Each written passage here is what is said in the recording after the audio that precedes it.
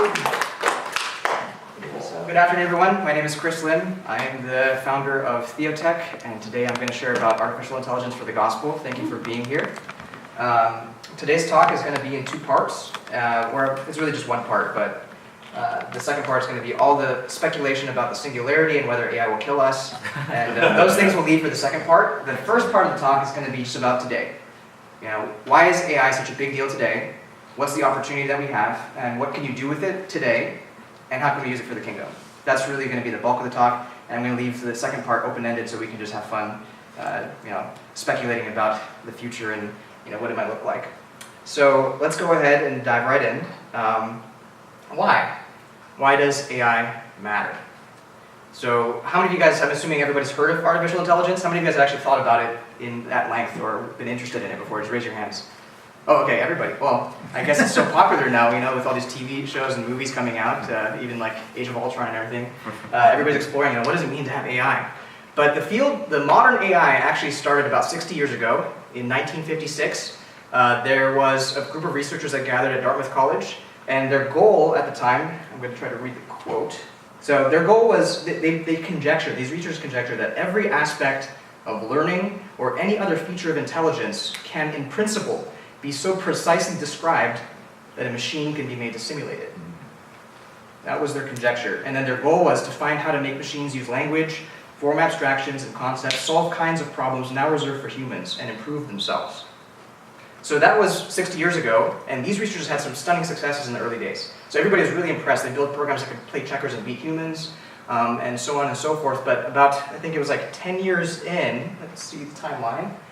So by 1974, those were the golden years when everybody was really excited about AI, but eventually they started getting disappointed. Turns out that their conjecture was either false or a lot harder than they thought. You couldn't actually solve all these problems of something simple as language understanding with the tools that they had back then. And so it reached a period of an AI winter, where all the funding dried up, everybody was really disappointed, nobody really wanted to talk about AI, and so you had some people who were basically holding on to the field, holding the fort, until you had another AI boom in the 1980s, where they discovered expert systems. And so expert systems were basically where you would have experts encoding their knowledge into a database so that computers could start to reason with them and make choices that seemed somewhat intelligent.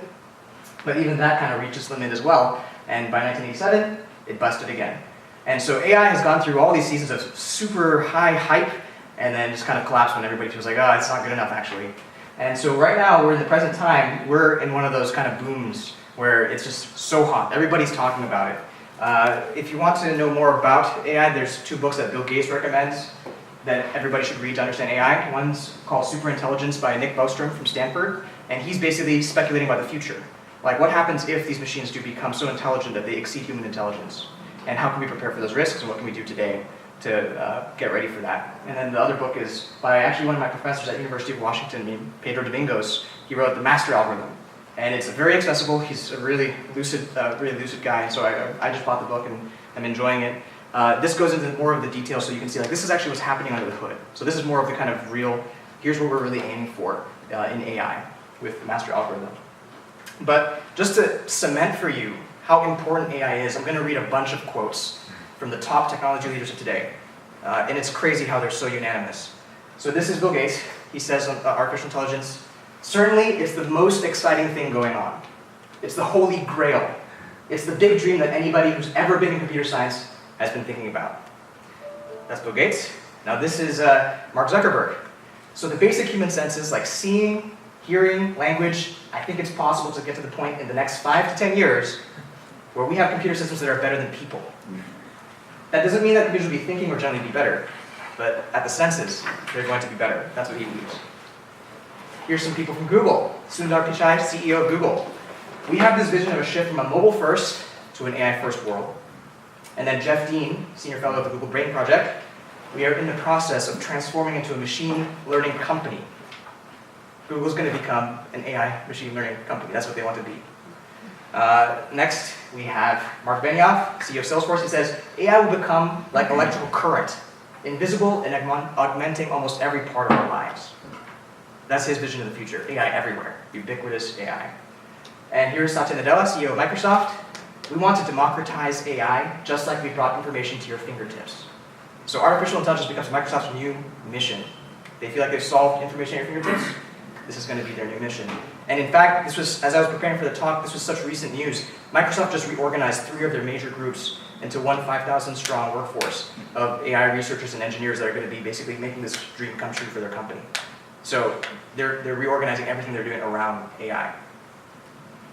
Tim Cook, he's the CEO of Apple. AI will make smartphones even more essential to you.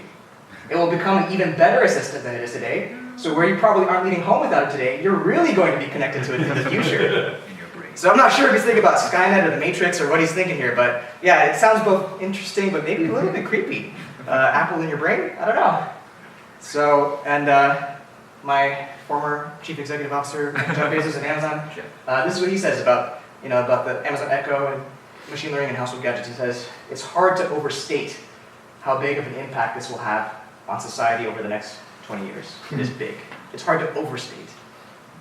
That's what he's saying. So I hope that these technology leaders, they're all proclaiming the gospel of AI. That is their vision for the future. They're all investing so much money into it and so much manpower into it that whether as Christians, wherever we may be on the technological spectrum, it's going to change our lives significantly. And it's also a great opportunity. Now, I want to go a little bit into, what is it that's actually leading this revolution? Why are we in another boom rather than a bust right now? And I did a Google Trends keyword search for some of those terms. Big data, machine learning, deep learning, artificial intelligence, cloud computing. And there's some interesting things that I found. I'm going to quote real quick the New York Times. They wrote an article recently where they explain why they think it's booming, and this is what they say. Much of today's AI boom goes back to 2006, when Amazon started selling cheap computing over the internet. Those measures built the public clouds of Amazon, Google, IBM, and Microsoft, among others. And that same year, Google and Yahoo released statistical methods for dealing with the unruly data of human behavior. So in 2007, Apple released the first iPhone, a device that began a boom in unruly data collection everywhere. So let me restate it and show you this chart. So Amazon launched its cloud computing, AWS, around 2006. And you can see that as a search term, at least, the interest started just spiking like crazy, right? Maybe you guys can remember if you were in the technology industry back then. It was just the new hot thing that everybody was doing. And soon after we had all this cloud computing capacity, you end up with these other trend lines that are going to start picking up. You end up with machine learning and big data kind of growing. So that's over here in around 2010, 2011. So this cloud computing capacity plus big data, which enabled us to actually store and process all these enormous amounts of data, kind of gave rise to the big boom we're seeing in machine learning. We need machine learning to make sense out of all this data that we're accumulating. Without it, it's just useless. It's just inert, basically. And I think, in fact, Satya Nadella said that AI is basically taking large volumes of data and making it intelligence, making intelligence out of it. And you can see artificial intelligence in the early days of Google. I mean, this is all relative. It was really popular, and it kind of started dying down, and now it's maybe a little bit on the uptick. But really, the big interesting trends are over here, where you see deep learning. Very recently, 2012 or so, is when deep learning came on the scene. And what happened, I think specifically, I don't remember all the papers, but there's one really interesting result that came out of an image recognition paper that just completely blew all the competition out of the water. And I think I heard, was it Professor Jeffrey Hinton, who was one of those authors of that paper, he explained that when he started doing AI research, he started back, was it in the 80s or something? And he was studying neural nets, but nobody wanted to invest in neural nets because they were a big disappointment for the longest time. For him, he stuck with it because he believed if the human brain works anything like a neural network, then it has to work somehow. We just haven't figured it out yet. And it's hard to get funding and everything, but he stuck with it. And eventually, as our computing capacity came up, as we had more data, big data, and as more innovations came up in the algorithm space, they eventually were able to create deep neural networks and convolutional neural networks, which outperformed all of the competition in image recognition. To the point where, up to that point, I think it happened in the span of like 1 year, where all the researchers started stopping doing what they were doing and switched over to the new method. So that's kind of where you see a huge uptick in deep learning. Everybody wants to do it now because it's just proved the most effective, like seeing results that people never saw before. So I hope that helps to make a little bit of sense. Basically, our iPhones and other things like that are collecting so much more data. We can now store it in the cloud. Cloud computing lets us process all of that. And with that scale, all these old algorithms that never worked before suddenly do something spectacular. And we're seeing just amazing results from that. All right. So with that, what is AI? What is AI? So I'm just going to go ahead and ask Alexa, what is AI? Artificial Intelligence, AI, the 2001 science fiction film co-produced, written and directed by Steven Spielberg. So you can see she's not that smart, she didn't know what I meant. Alexa, what is artificial intelligence? Artificial intelligence means the branch of computer science that deal with writing computer programs that can solve problems creatively. All right, so there's going to be a simple answer that we can use. I found an article in Fortune magazine that was quite helpful. It just came out, I think, 2 days ago, so all this stuff is so hot off the press. It's amazing. They broke it down, the author of this article, he broke it down into these kind of 3 subsets. So we have artificial intelligence. In the broadest sense, it's applying any technique that enables computers to mimic human intelligence, right? And then within that, you have machine learning, which is basically using statistical techniques so that machines can learn from experience or from new data. And then within that, you have deep learning, which is using very specifically, well, he's saying exposing multi-layered neural networks to vast amounts of data. And so we're going to go explore a little bit of each of these 3 things next, right? So here's an example of a super, super simple form of AI. This is what kind of was done in the early days, like if-then logic rules. I have over here something that Jesus said in Matthew 16. He told the Pharisees, when evening comes, you say, it will be fair weather, for the sky is red. And in the morning, today will be stormy, for the sky is red and overcast. You know how to interpret the appearance of the sky, but you cannot interpret the signs of the times. And so he's just basically referring to the Pharisees' intelligence that they're able to make these predictions based on the data that they see, but for some reason they're not able to see that the kingdom of God really is in their midst at that time, given the signs that he was doing. But I'm using this just as an example really for the exercise of showing you an if-then rule. We can talk about this in the second part about what do these things mean for the signs of the times.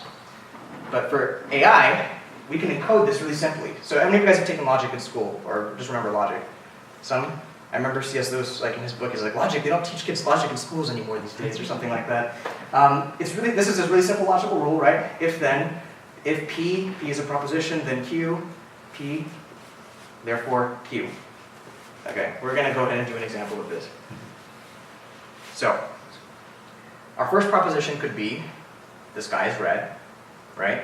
Q is the second proposition, fair, that the weather will be fair. And so P implies Q means that if the sky is red, then it will be fair weather, right? So we're just encoding that sentence that Jesus was saying, that logical sentence, into some mathematically symbolic notation. The good thing about this is that you can actually use computers to process symbols. So that's how you can encode that. How can you encode the next part? How can you encode today will be stormy for the sky is red and overcast? What would be P? Stormy. Okay, well, you can make one of the propositions say stormy, yep. And the other one is? Which would be really easy. Skies, right? Red and overcast. Okay, red and overcast, good. You guys got it. So yeah, P could be the sky is red, and the sky is overcast. Well, you have kind of 2 propositions there that are joined. And then Q is stormy, and the last proposition will be P implies Q. So if if the sky is red and overcast, then it will be stormy, right?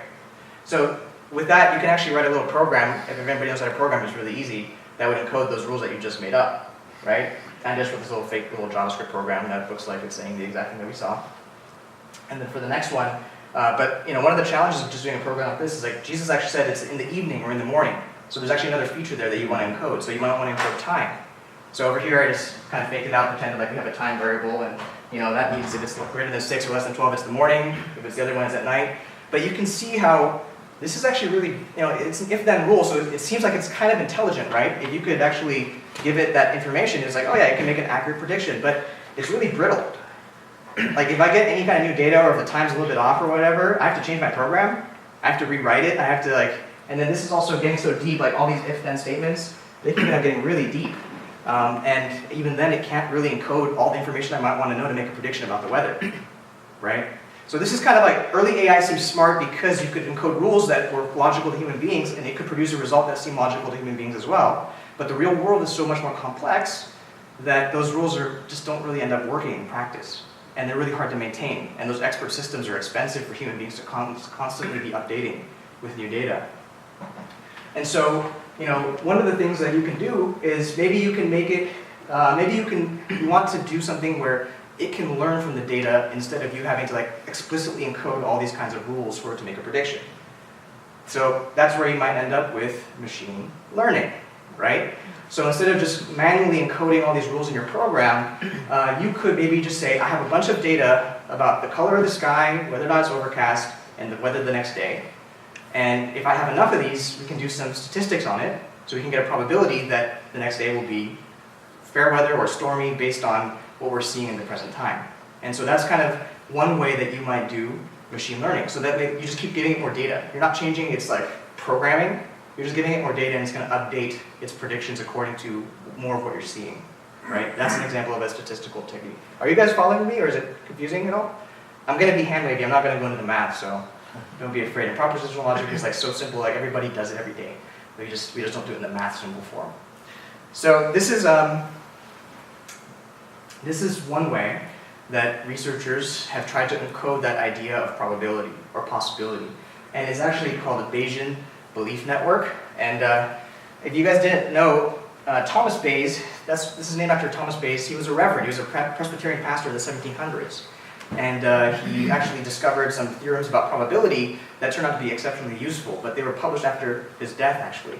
And they named it after him in honor of the discovery that they had of his manuscript. And so it's a really useful rule that lets you update your belief based on new evidence. And then you can encode those things in something like this little graph that you see.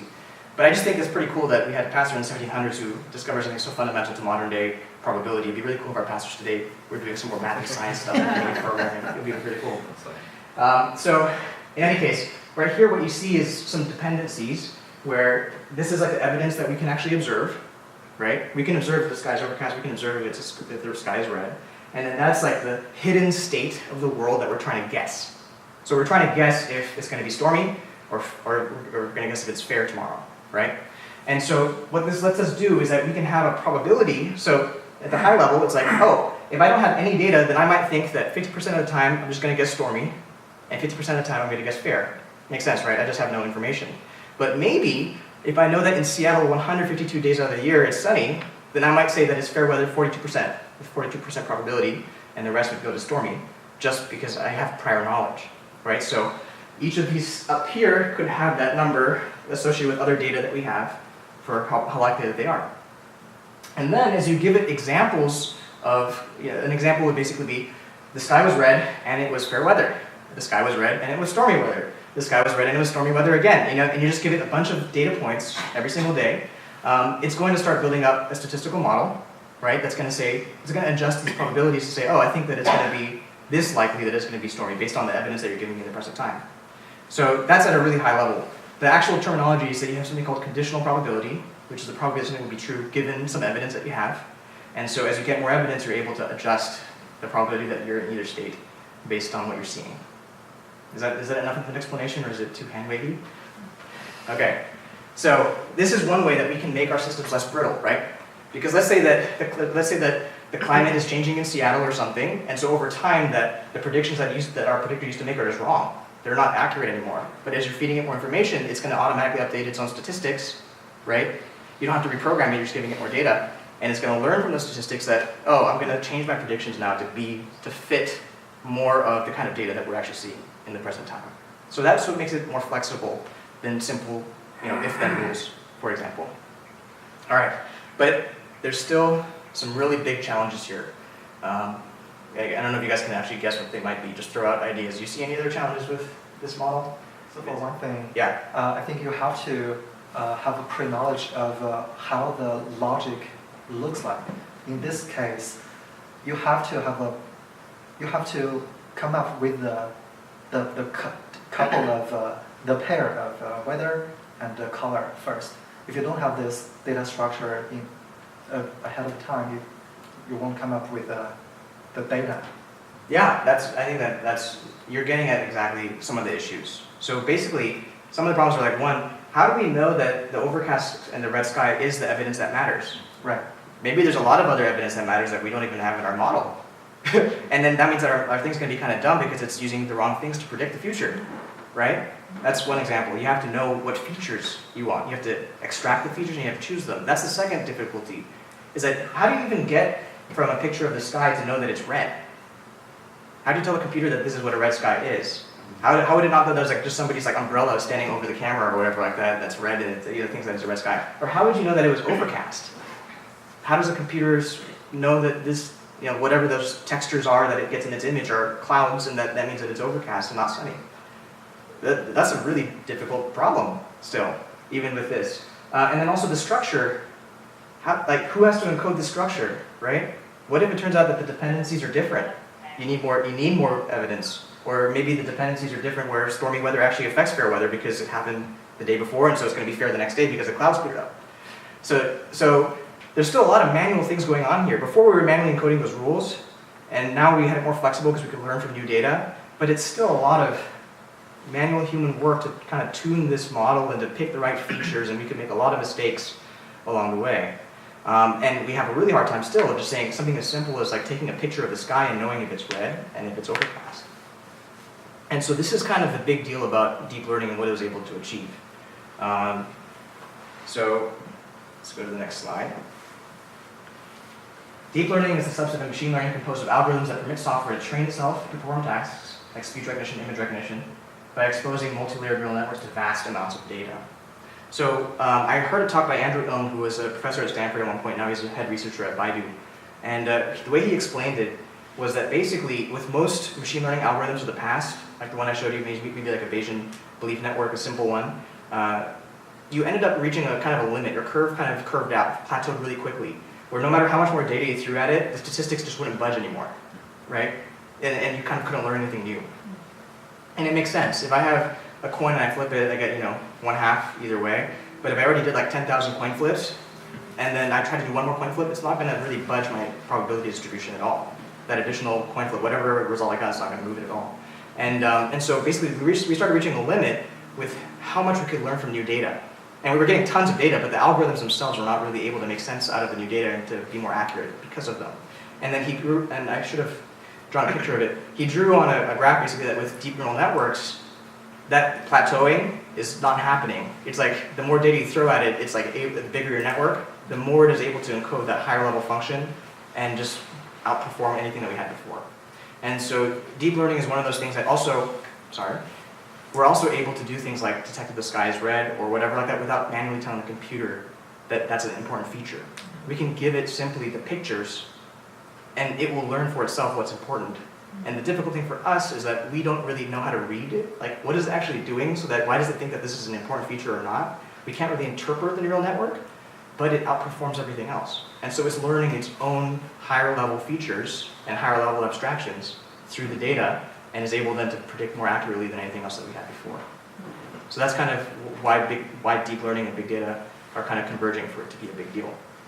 So, before I continue, I don't consider myself an expert because I've kind of been out of grad school for a long time, so I had to do a lot of research. And this is I really highly recommend these 2 lectures from MIT. It's free on YouTube. If you want to know a little bit more about the math, Professor Patrick Winston, he does an amazing job of, he's so cool about it. If you guys read the news, you're just like, oh, big data, deep learning, everything. It sounds like so much hype, basically, and you hear a lot of fancy words that just kind of overwhelm you, and you feel like, oh, I'm just kind of dumb.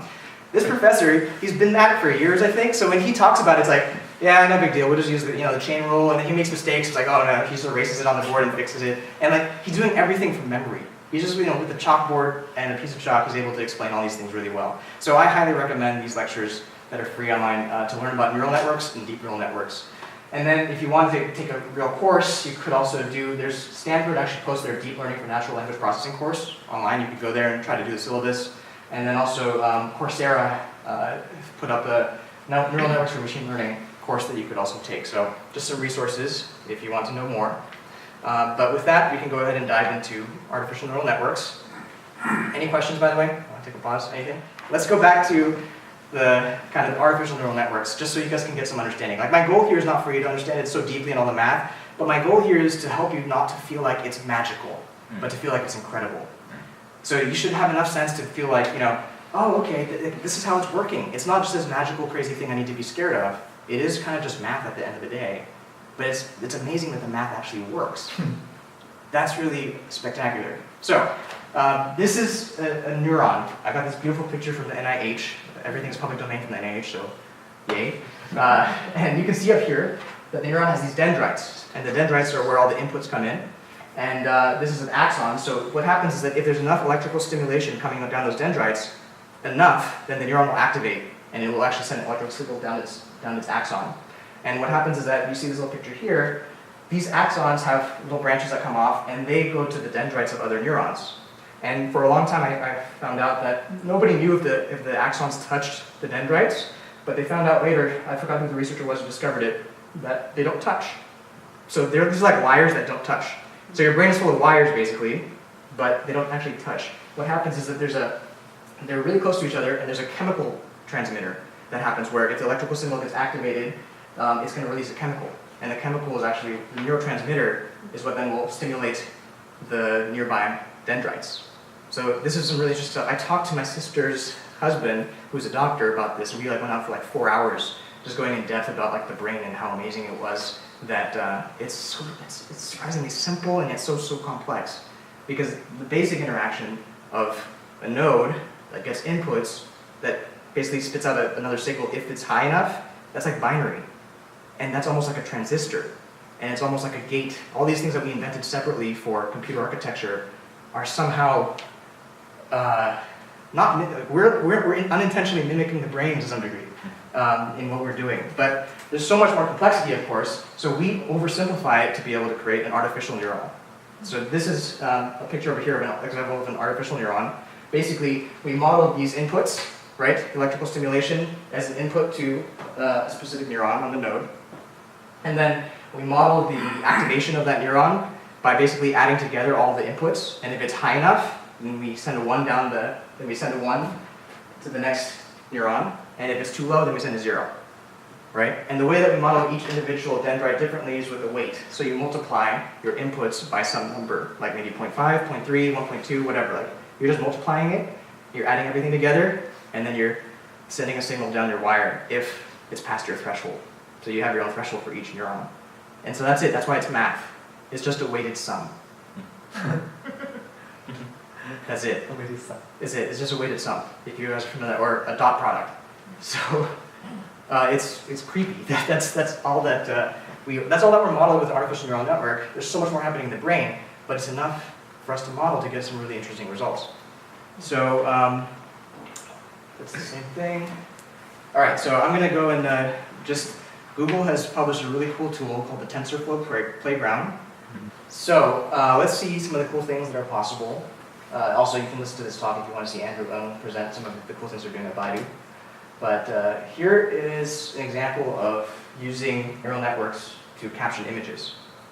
So there's a big competition. You guys can read that. I mean, these are generated by not by humans, but by a machine. It's a person on a beach flying a kite. Very literal. I like it. Yeah, well, I don't think they can do metaphors yet. A person skiing down a snow-covered slope. It's pretty good. Now I got it from, I think, a paper by Andrei Karpathy, and you can play around with this to see the kind of captions it generates at that link that I posted up there. I'll show the slides for you guys later. But this is showing how it's actually grounding the words that it's choosing to sections of the image.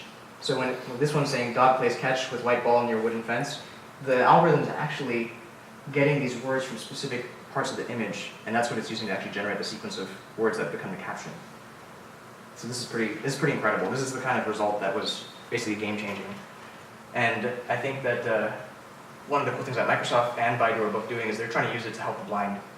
And so they're giving them a camera on some sunglasses, or on some glasses, and as they basically walk around, they're able to query to say, hey, what am I seeing right now? And it will speak to them a caption of what it's seeing at that time. Pretty incredible stuff. Now this is something also that one of the university students from Stanford shared, I think, called char-RNN. So the idea was basically in order to show that really these networks are not that complicated and that you can understand them, he wrote up something in 100 lines of Python that you guys can go look and read that basically encodes a language model, a character language model for texts, and lets you basically generate new text or predict the next character. And you have these links here. I'm going to actually do a little bit of a demo. Let's see. What I did is I took Jonathan Edwards' sermons, and I had a bunch of them combined into a single corpus. It was about 2,000 lines, 1 million characters, and then I used his code to basically train a 3-layer neural network that could generate Jonathan Edwards' sermons. Nice. So you want to see, if you guys want to see what it does, let's play with this a little bit. So There's the hands of angry. Yeah. It's very similar to the hands of an angry oddish.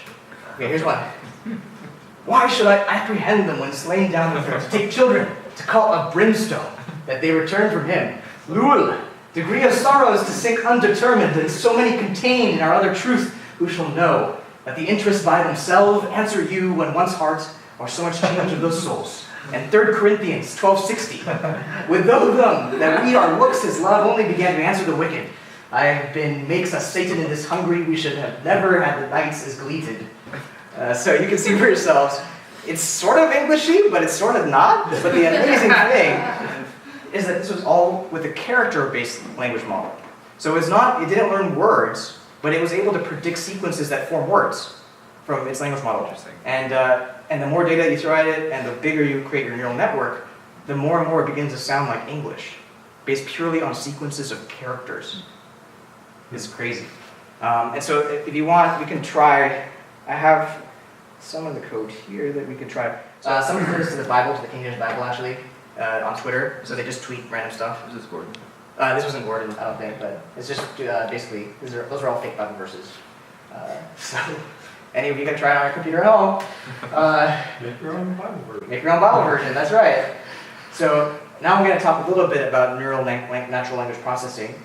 These are some links, and the main gist, I think, about why this is a big deal for NLP is this quote from this paper, To Speech, because it replaces entire pipelines of hand-engineered components with neural networks, end-to-end learning allows us to handle a diverse variety of speech, including noisy environments, accents, and different languages. So that stuff that I was mentioning earlier, right? Like, how do you even tell a computer that the red sky matters, or that the overcast sky matters, whatever like that? We're not doing that anymore. When you do this for speech recognition, you're just giving it the audio. You're just giving it the waveform, and it's learning from that the things that matter. And that makes it so much easier to engineer. You don't need experts to be doing all those little things. You can do a more general learning algorithm. And then likewise, my slides are out of order. Okay, for machine translation. So I did machine translation back in my undergrad and kind of grad school days. And I have up there, you don't have to understand it, but it's just kind of this complicated diagram that's meant to show that you have all these stages in the pipeline and all these things you have to do that you had to manually engineer. And Google recently published a result with their neural machine translation that shows like you're basically just having an encoder and a decoder. It's a lot simpler. And that's basically why it's so much more accessible for so many people to do it, and it produces a better result. It's just crazy. The advantage of this approach is that it requires fewer engineering design choices than previous phrase-based translation systems. So, this was an example that they published like 2 or 3 days ago of the kinds of results they were getting for this translation from Chinese to English. This was the phrase-based machine translation. So if you guys have already used Google Translate, this is what you would get. Li Keqiang Premier added this line to start the annual dialogue mechanism with the Canadian Prime Minister Trudeau. 2 prime ministers held its first annual session. This was their result with their neural machine translation. Li Keqiang will start the annual dialogue mechanism with Prime Minister Trudeau of Canada and hold the first annual dialogue between the 2 premiers. It's better. And then this was a human who did it. The gist is that they're actually approaching human level quality with their neural machine translation. This was in their technical report. This is kind of the results that they did because they did a study for English, Spanish, French, Chinese, and going backwards too. And you can see that, you can just see basically qualitatively that it's absolutely surpassing the old system, the phrase-based system, and it's approaching human level quality. I mean, this is going to be game-changing, and it happened like 3 days ago. So I'll show you a demo of something that we've been working on for my company with Spiffio. Basically, with this deep neural networks, we have a virtuous cycle, and the virtuous cycle is that we're automating more things, which makes it more useful. And as it's more useful, more people use it, so you generate more data actually from their usage, and that data increases the usefulness of your automation because it's going to increase its accuracy and its usefulness in many more contexts than you had before. There's still a lot of work to do to make sure that the data that you get is in a format that will help your algorithm, and there's a lot of work also in generating fake data that can help the algorithm do better and better in contexts of like noise, like a noisy classroom or something like that. But the flywheel is there, the virtuous cycle is there. Yeah. When I saw your human factor being better than the improved, it dawns on me that if you used a mechanical Turk and you put it to a lot of humans translating for you what it is, they may be worse than the data, because 2 humans will interpret the thing and translate it differently for you than it sounds like your artificial would. Yeah, and they have to use professionals for that one as well. The challenge with Mechanical Turk is that you don't get professionals. Right. Yeah, and But you might even get better slang, street talk, real language though than a professional. you might, or you might get a lot of people who are cheating and going to Google Translate and then feeding it so they can get their 50 cents Oh, for okay. your job. I actually know because we did that for a research project at UW, and that's exactly what happened. We would have to reject those results, but we had to do all the manual work ourselves to compare it with Google Translate, and then we knew that, oh, they said they knew the language, but they lied. But you're right, if you had real crowdsourcing, then you probably could learn a lot from that. And kind of the idea here was, you know, we, as Christians, whatever, we're operating in churches or something in a specific domain. So if you just train, do you guys remember the Microsoft Twitter bot, Tay? Did you guys hear the news about that? And how after it was supposed to learn from Twitter, and after a few days it became a racist, like Holocaust-denying robot or something like that with like tons of vulgarities and all of his tweets. So that's what happens when you teach an AI from American Twitter. It turns out Microsoft actually released the bot first in China. It was called Xiaojie or something like that. And in China, maybe because of the higher regulation, the data that they were learning from prevented it from becoming what Tay was. And furthermore, there were some results reported that people are actually, it was like a therapeutic bot. And so people who were lonely were talking to this bot and feeling encouraged. Very different.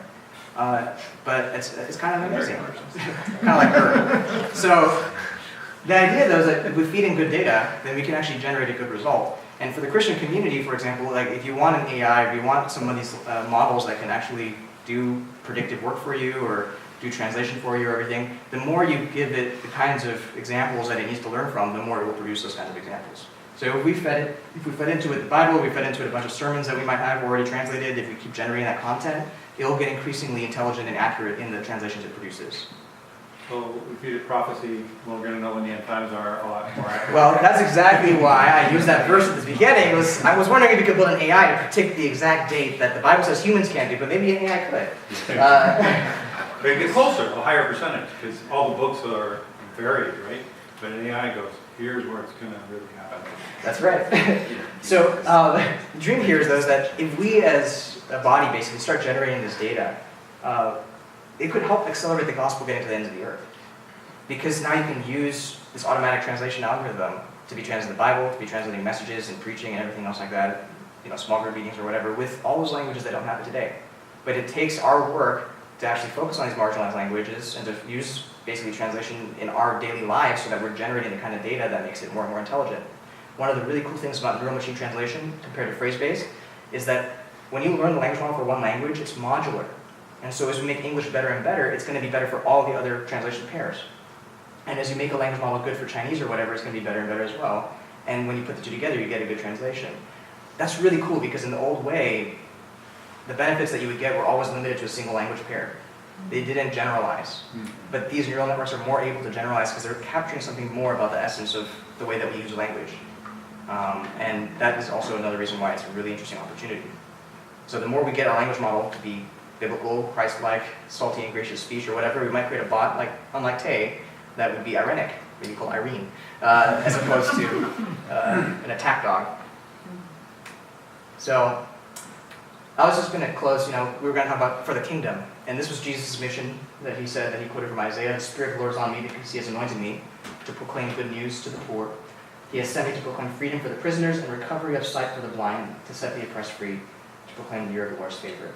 And if you just take his mission and you see what AI is capable of helping us to do, we see that as a church, if we care about his mission, we could be engaged in exactly these things. Proclaiming the good news to the poor. Many times the poor are the marginalized, the people who nobody really cares about their language, nobody's trying to work to get a Bible into their language, nobody wants to go there to minister to them because they have nothing. And AI enables us to scale up and to scale out and to make all our English-rich content available in their language, to give them a voice in the public sphere. If we can translate their works into English, it just transforms basically what's possible with the poor around the world. And he has sent me to proclaim freedom for prisoners and recovery of sight for the blind. We just saw the image capturing technology that companies like Microsoft and Baidu are working on to help the blind see, in a sense, right, with AI. And I don't know what ideas you have to set the oppressed free or set prisoners free, but these things are all within, the realm of possibility now with the new kind of technology that we're getting. And of course, Jesus said, "This gospel of the kingdom will be preached in the whole world as a testimony to all nations, and then the end will come." And so I think that for the church, the multilingual church is no longer optional. It's actually a moral and a kingdom imperative. And this is what I mean by that. I shared with you earlier about how all the great people, all the powerful technologists in the world are pouring in millions and maybe even billions into this kind of initiative. And we see ourselves the kind of results that we're getting with AI that we're surpassing what tens and tens of years of research we're able to do. And it means that AI, whether we like it or not, is becoming more and more of a reality. Now, whether or not it's strong AI in the sense of like a new consciousness, that's the kind of stuff we could talk about and speculate about if we'd like to for the next half hour. But the usefulness and the power of it is undeniable. And as they pursue these things, I think that like time is kind of running out, if that makes sense. It's like the pace of innovation is increasing to the degree that if we don't take advantage of this opportunity now to get the gospel to everyone on earth, you're going to get something else. If Babel is about to be undone to a degree, then the kinds of things that happened pre-Babel is what you might expect to happen again. So this creates immense opportunity for human collaboration, and that collaboration could be for good, and it can also be for rebellion, right? It can create world peace, in a sense, or it could also create massive alliance and destruction against what God wills and what God desires for the world. And so we know from scripture and from prophecy, however you want to interpret it, that the end times are not something that's pretty. They're not something that's pleasant. Maybe if you're a post-millennial, you believe that we're going to take over the world successfully for the kingdom. But these are just some hints, some signs of the times that it's increasingly becoming possible for us to automate so much more of human labor, so we don't need humans anymore. And that's going to be scary. It's making it possible for us to speak in every language, right? And it's making it possible for us to do so many other things that could be taken either good or bad. And so in the secular world, there's a lot of really cool things happening. My professor, Oren Etzioni from Meetup, he heads the Allen Institute, and he's always a voice, a vocal critic of kind of the movement that says AI is going to kill us. And so he's been doing a lot of articles and works about that, talks about that. Microsoft, Amazon, Facebook, and Google formed a partnership recently to talk about AI for the common good. How to use AI for the common good. And I think that Elon Musk funded that institute, OpenAI, to try to prevent AI from killing us. But I think that it's interesting that they care about this. It's interesting that they care about this. And so the church has a place, I believe the church has a place in this. It matters to us. And some of the thoughts that I had, I wish that I could be more articulate about it, but I will say them. I wrote them down. Some of the things that Christians can do, right? One, we can remember the people who are creating, training, and using AI. There are people behind this, right? It doesn't have a mind of its own, it doesn't have a life of its own, maybe not yet, maybe not ever. But we could be remembering them and praying for them. We could be joining them, working with them, and wrestling through the difficult ethical questions that they already care about. Elon Musk thought that this is more dangerous than nuclear weapons, right? And we could be speaking the voice of Christian witness and the hope of the gospel to that. Because if human beings are fallen, then the AIs we create are going to be fallen as well. They're going to reflect us. They're going to be made in our image. And so we can be speaking the hope of the gospel into the context of what do we do as we have this new power that we never had before? And how do we use it in a way that's consistent with what our Maker desires? And we can also be talking about, the really cool thing is that AI brings up questions about purpose, design, morality, ethics, consciousness, what does it mean to be human, and so much more. All these people who maybe would not want to care about the gospel or hear about Jesus or anything or religious stuff, they're asking the exact same questions that have mattered from the very beginning. What does it even mean to be human? What does it mean to have a purpose and to give purpose to an artificial agent? Who gets to define that purpose? Right? Who gets to? And so all these questions are just percolating in their minds. It's a ripe opportunity, actually, to be talking about the very same things from a Christian perspective. AI researchers, science fiction dreamers, they're basically putting themselves in God's shoes. They may or may not be playing God, but they're putting themselves in their shoes. Like, how do we keep our creations from rebelling against us? And if they do rebel, what are we going to do? That's kind of what they're asking, and that's kind of what we learn about from God. He created us, and we rebelled, and we see his plan of redemption about what he did for us.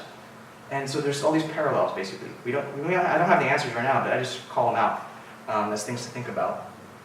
And what is it? Is there a place for AI in the kingdom of God? Could you have Jarvis in heaven? Right? People ask about questions about pets, like when a pet go to heaven or something like that. Well, you can also ask, could you have Jarvis in heaven? And what would that mean? What would AI redeemed look like? So these are just some examples. I had a lot of things that I could have shared, and I think that this is going to be good for the kind of second half, where we're just open discussion, basically, about random scriptural things and kind of your thoughts about it.